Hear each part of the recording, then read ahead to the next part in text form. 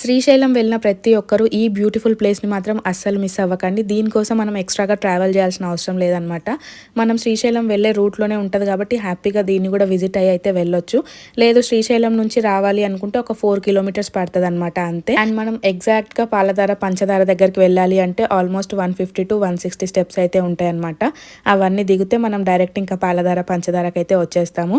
దీనికొచ్చేసి చాలానే హిస్టరీ ఉందనమాట. కానీ నేను ఒక సింగిల్ వర్డ్‌లో చెప్తాను.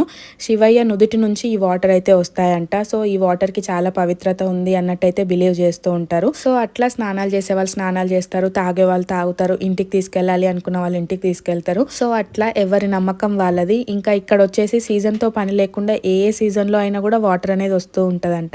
అండ్ ఇంకొక మెయిన్ థింగ్ ఏంటి అంటే ఫిల్టర్ నీళ్ళు కూడా పనికిరావండి. వాటర్ అయితే అంత టేస్టీగా ఉన్నాయి.